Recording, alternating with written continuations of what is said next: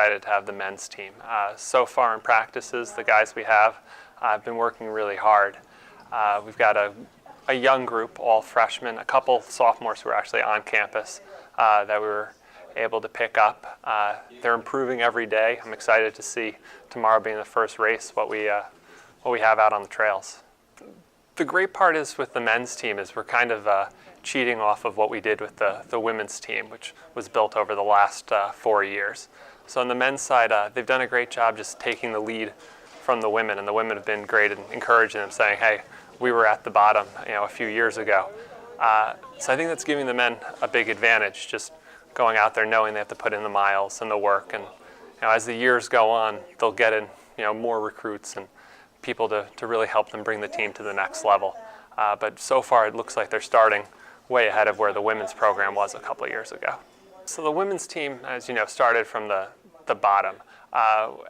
When we first started off, we were taking athletes from other sports, trying to develop them as runners. And it worked in a lot of cases. In fact, our assistant coach was a softball player that we turned into a cross-country runner. But over the last couple of years, the women's team has really developed. And this year, we're bringing back 6 of the 7 that ran at championships last year. So we're throwing into an already very good 6, 3 good recruits, and our top runner from 2011, Taylor Landis, who was out last year with injury, returns after winning the 800 at conferences in the spring. So we have a lot of high hopes for what the women can accomplish this year. The training's been intense this year, especially up at the top of the girls' side, where over the years we've built up a nice base. Now up at the front, there's a couple girls really pushing each other every day at practice, and some of them even have the talent to really drag the guys along on runs with them in some of the workouts. So it's a more serious mentality, especially on the women's side, than we've had in the past. And everyone's just really motivated to get some wins this season.